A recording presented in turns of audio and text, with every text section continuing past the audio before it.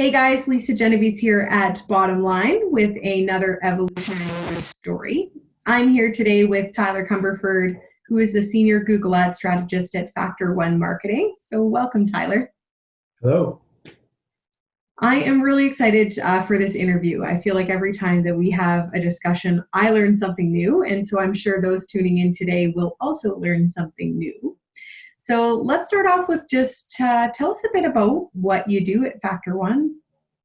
Yeah, so I'm the senior strategist. So I help develop strategies for clients on the Google platform, and let them know everything that's possible what we can do on the platform.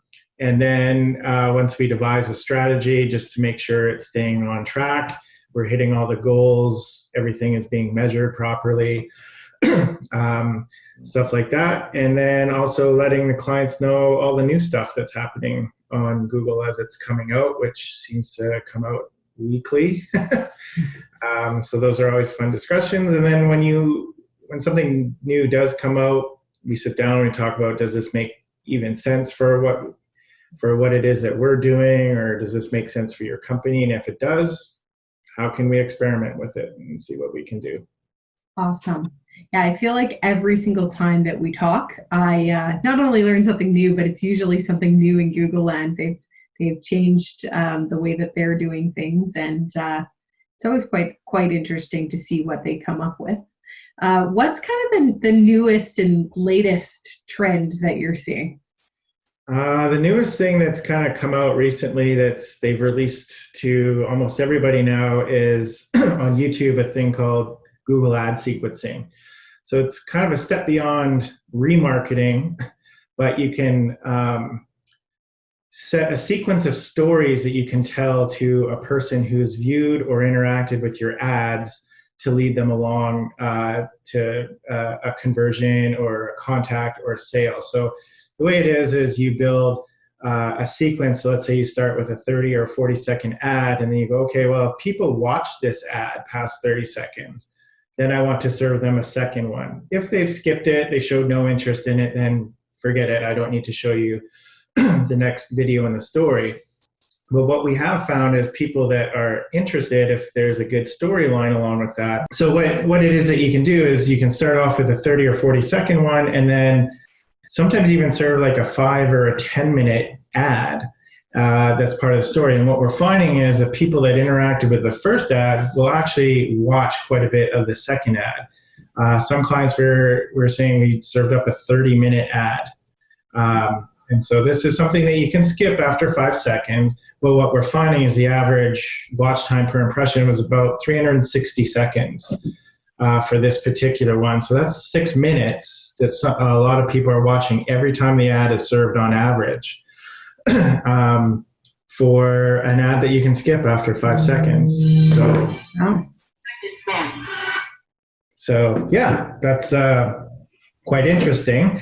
And so looking at that, it's like, what are the creative things that we can do now that we know that people react that way to videos? Changes how maybe your brand might tell a story or introduce itself to someone and then lead someone along the way. Let's say you're launching a new product. Sometimes it could be, watch out, we're launching a new product on September 1st. And then all those people that viewed that ad you could lead them along the way to potentially getting excited about a product on the launch day or something like that. So that's been really cool. Really, really cool. And I know you and I have had a lot of discussions about how the path to purchase isn't always linear. It's not just as simple as a user seeing a Google search ad and then converting on a sale. And so I'm curious how you guys are seeing this link between the combination of data from a search and how that affects, utilizing YouTube and video through to even things like Google Maps and how that's finding customers. Can you tell us more about that? Yeah, so one of the things that we always say with Google is everyone is on the internet leaving digital fingerprints all over the place. So Google is really good at sucking up all those fingerprints and then characterizing or putting people into certain audiences based upon interest, not just hey, you're a female 25 to 34. It's like, no, you're actually interested in stuff. So what they'll look at is we can build an audience that we want to target someone on YouTube based upon not only what their interest would be, but how we put together that interest. So for example, we can add location data. So for example, people that visit aquariums or people that go to certain types of stores or restaurants. So when you have Google Maps on your phone, that's always on. So Google's collecting that information, and we can say, okay, well, people that have visited these type of places, they're in our audience. The second thing is, with Google Maps, the way they connect it to Spotify. Convenient, you can have your maps open in your car and listen to music. But Google's also collecting information on what type of music you like to listen to. When they're connected to things like Netflix, where it's connected to your Google account, they know what type of movies you like to watch. And so what we can do is put together audiences based upon where you visited, what apps you might have on your phone, searches that you've done on Google, searches that you've done on YouTube, and even videos that you watch on YouTube. So when you can put together an audience like that and you're like, wow, all these people like and they're interested in this, you can really target or really maximize the audience spend and get a better reaction out of your videos or your display ads or even your search ads for the way people see that. And it's all based upon your interest in what you do and all the fingerprints that we leave behind. So if I was kind of the layman person, why would I care about what you just told me? What does that give me, I guess, as a brand? As a brand, I find it really interesting that when you're doing Google Ads, it's a paid platform. So when you're just doing Google Analytics, they give you a little bit of information. But as soon as you start spending money with them, they open up it a little bit more and tell you. So what this is really good at when you're looking at these digital fingerprints is you can find out other things about your audience that, go beyond what you think they do. Sometimes you can find correlations between what their interests are and what they different things that they're buying. Some of it is going to be meaningless to you, but some of it you can actually put together. For example, we found a correlation between people that do yoga, and you can look at patterns and how people search and what they're searching for. And it was really weird. I don't know much about this, but it was grapeseed oil, right? And also yoga, as how yoga pertained to people who had just had a baby. They're going, after 2 or 3 months, they can start exercising again. So they were looking for information about yoga, but it correlated with 1 and 2 and 3 months, 3 months after you've had your baby, about different exercises that you can do. Now, if you're a yoga studio, now you can correlate that. Like, people were looking at grapeseed oil. I don't know what the correlation is, but it's just like, it's these patterns that machine learning can find and go, wow, the search pattern looks like this, and it also looks like this for this one. Is there a correlation between the two? Why are they so close together? Right. And so you can start, and when you know that type of information, you can connect better with your customers, knowing that this is what their interest is. So it's not just you, but what I'm learning about your brand is it really aligns a lot with the other stuff that I do. So another way to find new customers too that you might not have found otherwise. So absolutely. Well, and I think as marketers, we know that if you can better understand the customer, and to your point, figure out what those correlations are, you are going to resonate that much more. You're going to show to that end user that you understand them and kind of what makes them tick. And ultimately, it'll drive more sales. Well, one of the other things that we've discovered too is sometimes when you're making a YouTube ad, you want to have music in the background.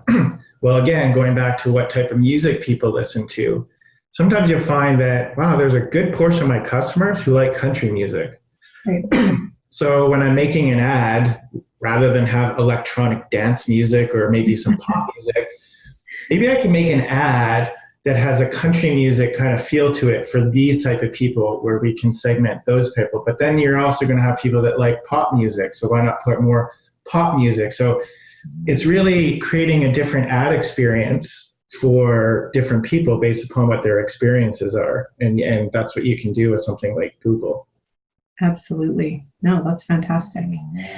So I'd love to switch gears and hear a little bit about how you guys are really leveraging Google. I mean, you've told us some of this, but how are you guys leveraging Google for your customers? Is there any specific examples you could share with us on just some of these tools we're talking about today and kind of in real world practice? Yeah, I think it's a combination of, kind of what we like to do, and this is kind of getting nerdy, is with Google, there's a real push on machine learning, because what's happening is when you're looking at all these, it creates the amount of data points that you can have exponentially. It goes from like, hey, I'm just tracking like 10 metrics to, what they do is probably like 4 or 5 million. They have little data points on all of us. So with machine learning, there's no way a human could decipher all of this stuff. And so Google's machine learning can look at all these different things and find patterns that we would never see. And so what we're doing with our clients is, it's not trying to, tell them that this is what we need, this is what we look at, is we need to understand what variables Google is looking for and look at those variables and then find those patterns in there. So the machines are getting smarter and smarter the more information they get. But if you're not giving them variables, or you don't understand what variables or what variables they're measuring, then the machine can't get smarter. And so what we're finding with our clients in working with them this way, and when they understand that and why we do certain things or why we're suggesting doing certain things, it's kind of, you don't want to say that your job is being taken over by machines, but you're learning to work with machines better and leveraging those machines to get better results. But the machines are still kind of dumb. But they're really good at pattern recognition. And I think that's the true power of what Google does and all these different data points that they look at and that they collect. And so, yeah, it's learning how to leverage all that stuff. We find certain clients that, like you said, if you talk to them, their brain will hurt. So not talk too much. We'll just kind of, we understand what needs to get done and just kind of trust us to do it. But then there's other clients who just like, tell me more. I need to know more.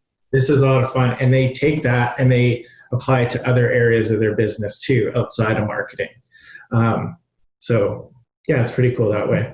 No, that's really great. Well, and I think we've talked a lot about some geeky stuff today. So I want to bring this down to kind of more of an easier level, we'll say. So if somebody was like just starting out with Google, what would be one piece of advice that would help them kind of get started?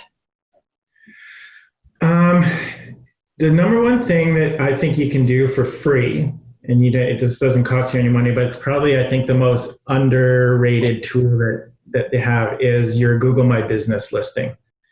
So that is when you do a search for a business, it's on the top right-hand corner. And that's where you'll see like reviews and 5 stars, but there's actually tons of information and tons of things that they give you that you can post on there, almost like a Facebook post and profile. But inevitably what happens with the consumer is when they hear about your brand or hear about your company, or let's say they've come across you at a networking event, they're going to look up the name of your company. And that is the absolute first thing that usually someone's going to see. And if they don't see it, then they're like, does this company even exist? Right? But it's one of those things where it's your profile that you can curate and you can keep it up to date, and getting customer reviews from existing clients, or when you've sold something new to a new client, and getting them to leave a review on your Google My Business.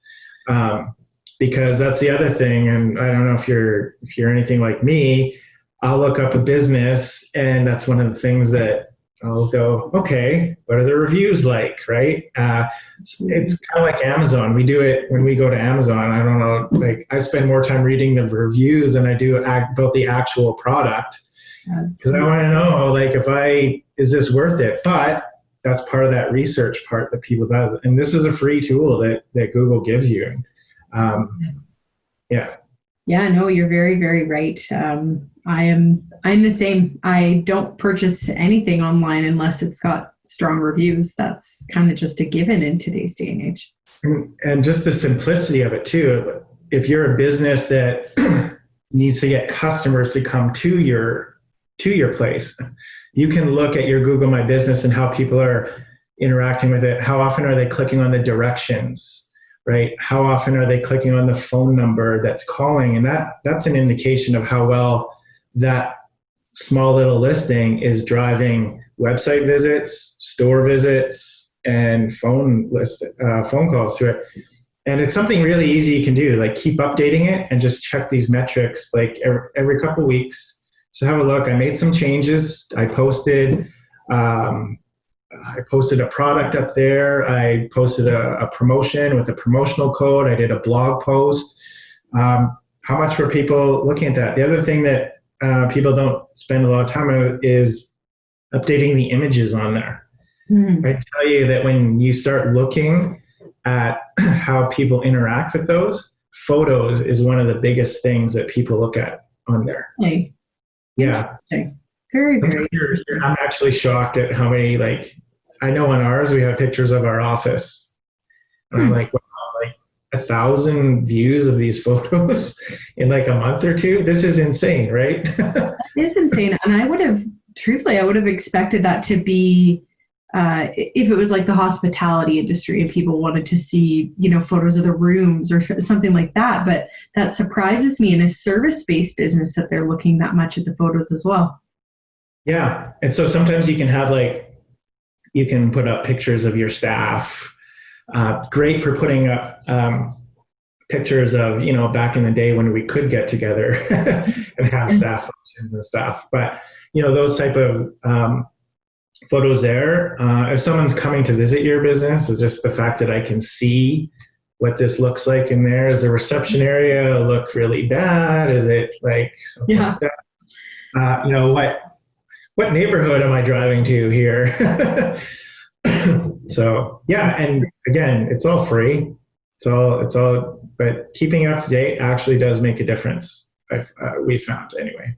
Nice. No, that's a really good tip. I love it.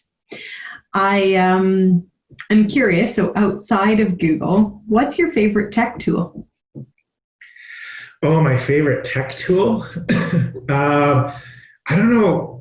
I recently started to get into like Photoshop stuff. Oh. So I don't know. I found like living in like pandemic, you're working from home, you need some sort of outlet. So if I do want to hang out on the computer, I've been having fun with Photoshop. I don't know. It's just an outlet that way. Writing. I've been doing a lot of writing and a lot of reading. So I'm actually trying to do stuff away from the computer when I can. So yeah, picking up an actual, like a physical book instead of having it on Kindle, I find makes a difference too. Totally. That's really great. Really great. I can actually very much relate to that. I listened to Audible on my commutes into the office, and because we haven't been doing that, I have gone back to some like hardcover books lately, and I am surprised actually how much I am enjoying reading a physical book versus listening to Audible. And there's two things too. I find that I have to have a healthy balance between fiction and nonfiction. Mm-hmm. One of my friends says it's not nonfiction, it's fact books. But a fiction book, you can probably spend 4 or 5 hours just reading it. And it's not heavy, but it's just like a good escape for your mind. Yeah. And when you're reading business related books or, tech related books, I find it's like you got to block off an hour and focus on that for an hour. And then, then you're done and then think about it after. Right. So Absolutely. No, definitely a distinction there between a fun read and a work read, I call them. So that's great. So if people wanted to find more out about Factor One or about you, where could they find you? We've actually been trying to update our website quite a bit. So if you go to just factor1.com, and that's the FACTOR, the number one.com, we're trying to put more information there. Our team has been trying to do blog posts, not salesy blog posts or anything, just like kind of the stuff that we're talking about here. Just like, this is really interesting what we found, or this is what some other businesses have done. It's usually all Google or internet related and what's going on there. And then you can sign up for a newsletter. We're trying to get in the habit of putting that out once a month. And it's just basically a breakdown of, kind of the news articles and stuff that we found interesting. So like we say with our clients, we talk about what's new.